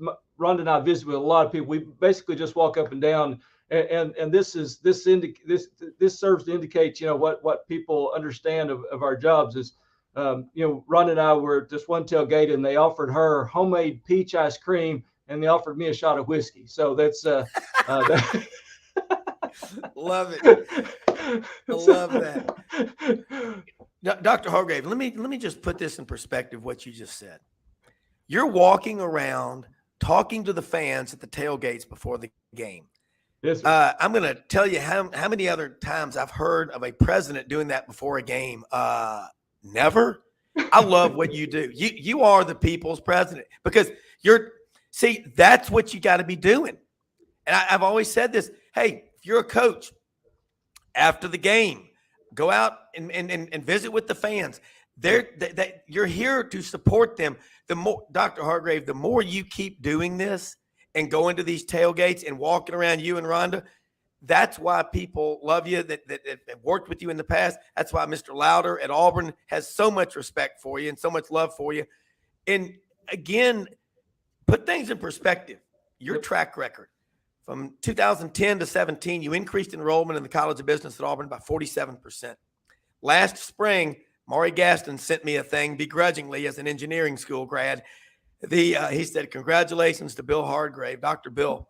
The College of Business had over 6,400 students in it, and engineering was at 6,293. So that's a good thing. It's competition. Yeah. But you did that. When I was there, College of Business, I think, had 517 students in it. It's just, so that's what you're capable of doing, is you're capable of going in and saying, this may have been how y'all been doing it, but this is how we're doing it from here on out. So you're going to continue to go out and go to the tailgates and everything. What about showing up to the coaches' shows and stuff like that? I mean, it's unheard of. You are the people's president. Well, Rob, I appreciate it. Thanks for all your kind words. I do appreciate that. But it takes a team. It takes everybody contributing. And, I as much as I love sports and I'm going to get involved where they need me, our coaches do a great job. Coach Silverfield is fantastic about interacting with the fans and the students. Yeah. We're right just getting the football season started here. I'm not going to jump in on his stuff unless he asks me to. But I tell you, if Coach Silverfield, or Coach Hardaway or anybody asks me to participate, I'll be right there. Well, that's the great part about it, man. And look, we'll be in touch with you soon. Dr. Bill Hardgrave, President, University of Memphis. He is out there among the people, and that is refreshing to see a president that cares that much. I love it. We'll have you on here again soon. We'll take a quick break. Be right back with Rodney Orr, Tighter Insider on Sidelines. Thank you.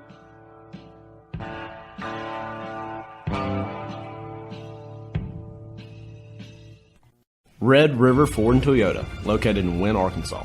If you're in the market for a new or used car, truck, or SUV, call, go online, or drop by and see them. Located 45 minutes from Memphis, go off the 4-city exit on I-40 and go north about 15 minutes on Highway 1. Easy to work with and still believe in customer service. If you live out of town, they will deliver your vehicle to you. RedRiverFordToyota.com. Just see what they can do.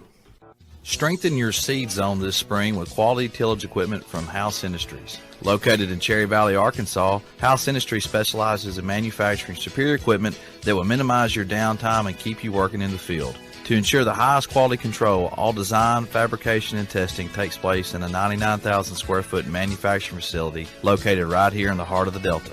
Locate your nearest House equipment dealer online at houseindustriesinc.com. House Industries, breaking ground. Sidelines with Rob Browne. Talk sporty to me.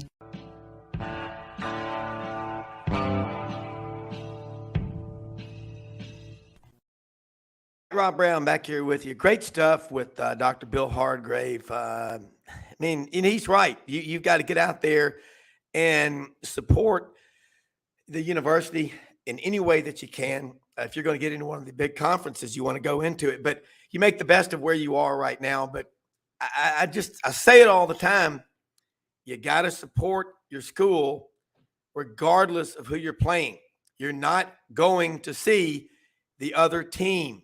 You are going to see your school. And that's it's crazy how many people, well, I'm only thinking about the schedule. The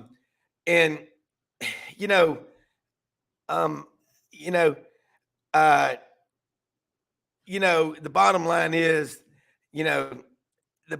is, the future growth in college athletics is going to come from the schools that want it the most.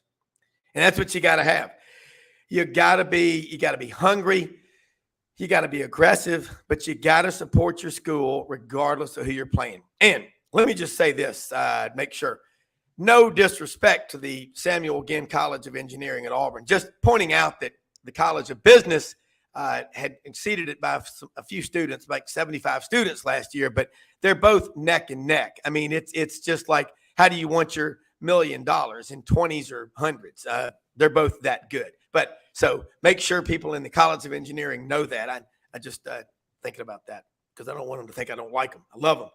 Rodney Orr, Tider Insider. Hey, folks, born and raised in Mobile, Alabama, on the Port City, a trophy fisherman as a young lad, moved to Corpus Christi, Texas, where he owned the town, owned the state, and he got into it with Longhorn fans and Aggie fans at a young age and realized, hey, what they're all about. And he moved back to Alabama. 27 years ago, he started Tider Insider. It's only $48 a year. You cannot be a Tider Insider if you were not a subscriber to Tider Insider with Rodney Orr. And on Tuesday nights, that is tonight, folks, 6:30 p.m., Tider Insider TV. Watch it with him and Gary Harris. I love that show. It's a 30-minute show, 22 minutes of pure content on the Crimson Tide. It's two great guys that really know what they're doing. They're beat writers, beat reporters.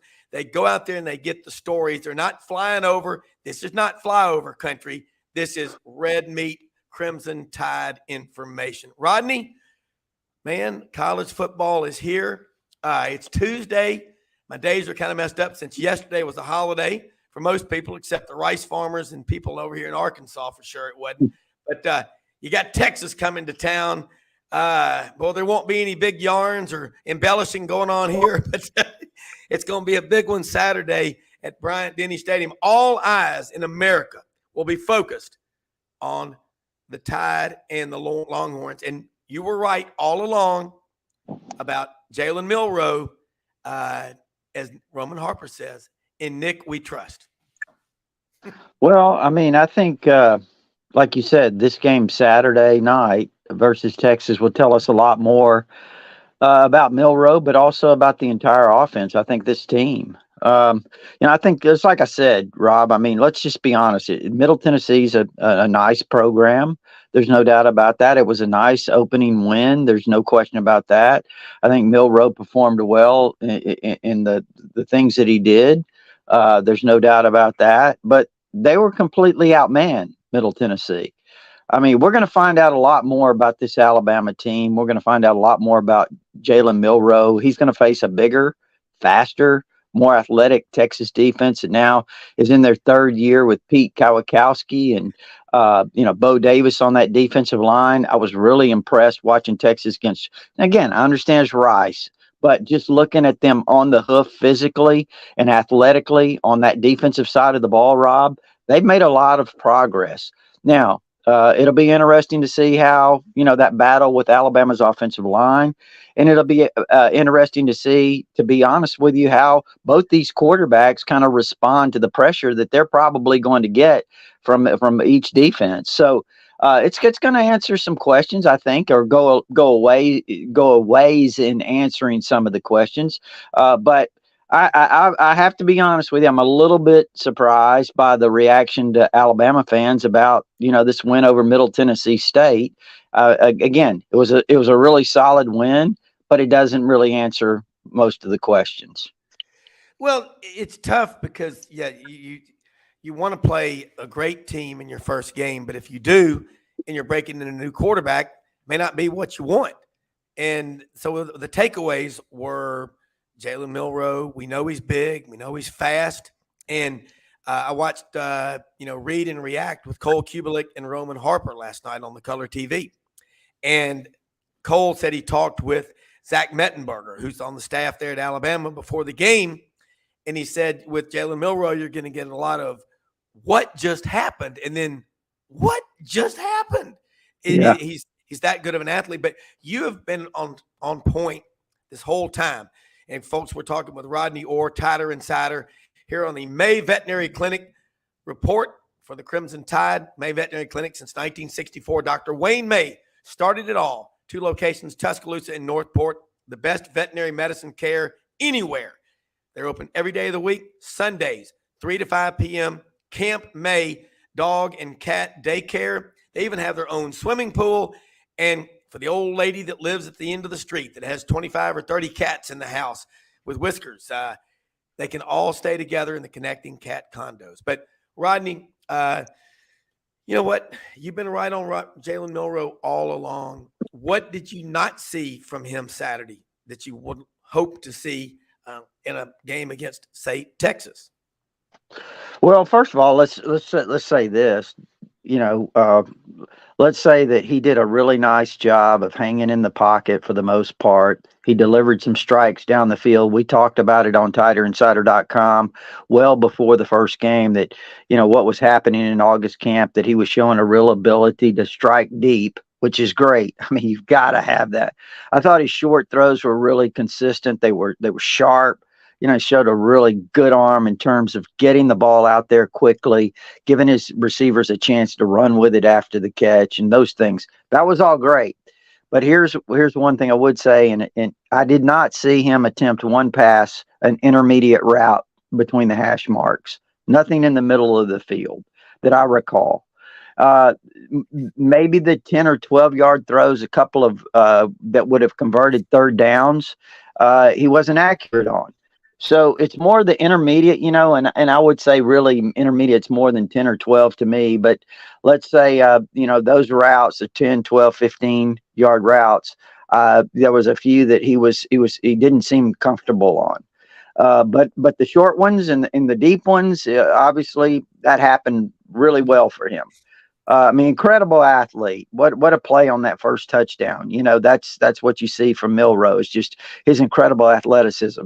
I think if he can develop an intermediate passing game and be consistent with that and accurate, then he's going to be really hard to stop. I do think too, Rob, and again, people want to hear everything that's positive, and when you talk to sources, I'm talking about players who played in the NFL that were NFL quarterbacks. And, what did you see? What did you see that maybe the average fan didn't see?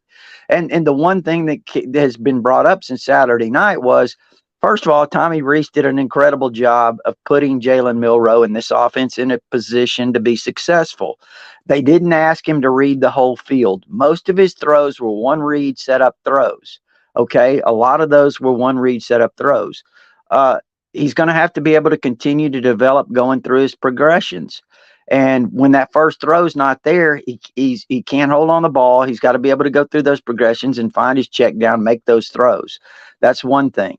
But other than that, I think, obviously we'll know a lot more versus Texas. About the entire offense. There was a lot of good things.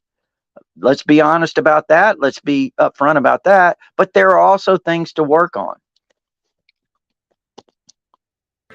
Well, Rodney, the thing that with any quarterback, I always look at it is how do they react when the pocket, when I guess the protection breaks down. What'd you think about that? I thought he did okay. I mean, again, when the pressure, he got sacked a time or two, but I know one time the back missed a pickup. But he did hold the ball a little bit long got away with it on a couple of throws. One of the deep balls, he really held the ball, but and he got away with it. I don't know you get away with that against an SEC defense. I don't know you get away with that against Texas come Saturday night.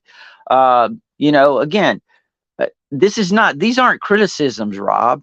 These are observations. And if you're going to win a championship, people are going to look and say, okay, what happened? What is not just the result of that play, but, how is he going to respond, or the Alabama offense going to respond against a better defense? I don't think we know. I mean, I just, the run blocking was probably maybe not as good as I had been led to believe. I'm not saying that they won't be a lot better. There's probably reasons for that. But the pass protection held up pretty well for the most part. So I thought that was all encouraging. On the defensive side, I really was impressed with Kevin Steele. I thought they were solid. They tackled well. They seemed to be in position for the most part. I know there was one play down the field that, Caleb Downs might have gotten out of position, allowed a big throw, but he made a good play on it. He didn't interfere with the receiver. So that was a good play, in terms of, making the play and not allowing the guy to go the distance. But, I think the special teams were fantastic for the most part. I thought, obviously Burnip averaged 46 yards a punt. So I thought it was a really good first start. But also, again, Rob, I say, you got to keep things into perspective. It was Middle Tennessee. Yeah. They're a good team, but Alabama's going to face much greater challenges. Yeah, and now we look at Texas. I watched them. I think they won 37-13 over Rice. They played Quinn Ewers, but they also played Murphy, the backup quarterback. But I know that this would stop the presses if you said that Arch Manning isn't going to be the starter. So I think, honestly, a lot of people thought he was going to be the starter. And I was like, we talked to Ken Capps and Anwar Richardson from orangebloods.com a lot on this show about the Horns. And they've all been saying he's a good quarterback, but Quinn Ewers is the man. And Murphy is a 6'5", 250-pound, just superb looking athlete out there at quarterback as well. What is it about Texas that you're most concerned with offensively? You're familiar with Steve Sarkisian and what he does, and what's he going to try to do, you think, to attack Alabama? Yeah, no, I just think the things that he does, the way he designs plays, I mean, he can, get people in positions to be successful, his receivers, the things they do, the motions. We saw that he did here, the way he used Devontae Smith, bring him in motion and then send him back the other way and, give him an advantage over the defender. You see a lot of that. He's really good at that. And I don't think Texas, showed nearly what they have. Now, I will say this, their offensive line, I thought it was obviously young last year and had some ups and downs. I thought it looked inconsistent again on Saturday. So that's going to be something to watch for them, is their offensive line play. I think their running backs, I didn't see a lot of that game, to be honest with you. I saw some of it. Obviously they don't have Bijan Robinson or, Roschon Johnson. Those two guys were the heart and soul, I believe, of that offense last year. But no, I tell you, the receiver core, Worthy, the kid that transferred from Georgia, Mitchell, the tight end, Jatavian Sanders, Isaiah Nayor, all those guys. They have several receivers. They really do. They're going to challenge these Alabama DBs. But at the same time, I think that Kool-Aid, McKinstry, Terrion Arnold, I think Malachi Moore is going to be fine to play. Caleb Downs, that secondary, I think they're going to be challenged, but I think they're looking forward to that. And look, I'll tell you another thing. There's been a lot of talk. It started 12 years ago, whatever, 2010. So 13 years ago, let's say, in that championship game when Colt McCoy got knocked out. Then Ewers gets knocked out in this last game. So I guess, Texas fans are just hoping their quarterback can make it through the first quarter in this one. Hey, and I am too, Rob, because, you want to see the best against the best. Yeah. The thought that Alabama knocked out their quarterbacks on. Hold on a second. We have to do this one out of respect to the Texas fans. Ladies and gentlemen, we are experiencing technical difficulties. Please stand by.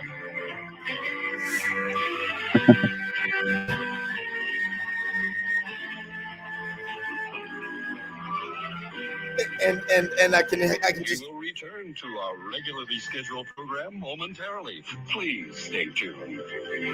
So you think about that, the Texas, I'm sure they're going to come in and say they've knocked them out. I guess what's going on is Alabama just knocks the hell out of you. I mean, they do. They're a physical football team. I think Texas has been trying to get their masculinity back since, was it Marcel Darius out of Huffman High School that hit Colt McCoy in the 2000? Yeah, okay. Exactly. And they really have not been the same since then. And the only thing more annoying than hearing they're back every time Texas wins a game, and I have a lot of respect for Texas, but the only thing more annoying is listening to Deion Sanders' post-game press conference talk about him and his own kids, his two sons, and how everybody's out to get him. But I guess the rest of the team, to hell with them. They don't matter. But going back to this game, it's going to be an incredible atmosphere Saturday night. It's going to be unbelievable at Bryant. Texas in Tuscaloosa. Never happened. Yeah, never has happened before. I mean, now I understand that Mildred is going to sing the national anthem. Or Ethel Merman's daughter. I don't care. But it's going to be an incredible atmosphere. I can't even imagine.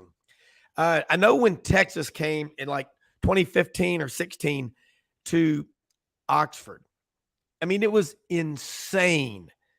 They will try to take over your town, but it's going to be, I'm sure, the record crowd, largest crowd ever. So here's where I'm going, Rodney.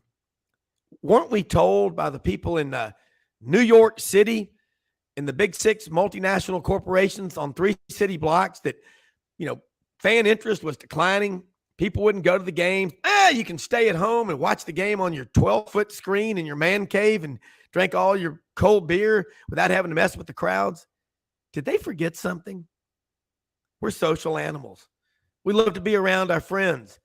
I was down at Auburn for the game. I was with Waller May and Joe May and Guy May and Susan. I mean, just you're around your friends. That's why we go to the games, Rodney, isn't it? Well, yeah. I mean, you're probably in a different position than I'm in at the games. I'm in the press box, and Rob, they've got a new press box in Tuscaloosa. It's only a few years old. I really like the other one, but it was such prime position in the stadium that they turned it into skyboxes. Exactly. But that's another story. No, I mean, look, I think that this game is obviously there's a lot of excitement on both sides. I mean, it's Alabama, it's Texas. Texas thinks they've won the last 5 national championships. You know how they are. So they're going to come in here. They're going to come in here a little cocky. But no, it's in all seriousness, I'm really looking forward to it. It's going to be one of those. But listen, I think it's also kind of a prelude to what's the future of the SEC. I've got a lot of people out in Texas saying, hey, I cannot wait to go to all these different SEC venues, and check out what it's like to be in the SEC. They're excited about it. It's not the Big 12. I mean, it's a totally different, kind of mindset, a totally different atmosphere, fan reactions. They don't really understand that, Rob. I'm telling you, they don't get it yet. They will, but they don't yet. And what I mean by that is, like, when Alabama went to Austin last year, that was I've followed Texas football since 1969, and that's the most raucous crowd they've ever had in Austin. Yeah. And but the excitement level they're about to experience going to some of these stadiums is going to be really something that's probably going to shock them a little bit. Yeah, it is. And just the ferocity and the intensity of the fans. The fans know college football. They know what they're watching. You go to places where people know basketball, or you go to St. Louis or Atlanta where the fans know baseball. It's a love and appreciation of the game. Rodney, we just got a few minutes left. What is Alabama going to have to do to put Texas away in this game? Maybe they do it early. Maybe it goes a full 60 like it did last year.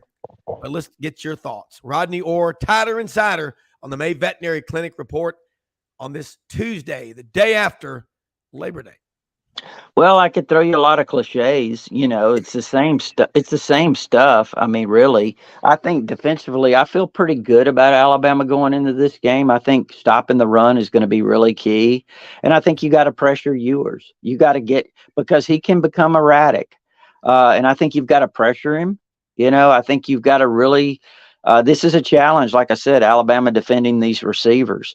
But I think if you slow down the run, you stop the run, and you rattle Ewers, hit him. Alabama's pass rush looks to be much better this year so far from what we have seen. So I think really that's the key defensively, is stopping the run and getting to Ewers and not giving up big plays. I mean, if you can't get lost in coverage, which goes back to what we talked about earlier. Sark's really good at designing plays to get guys open. So those things are obviously important.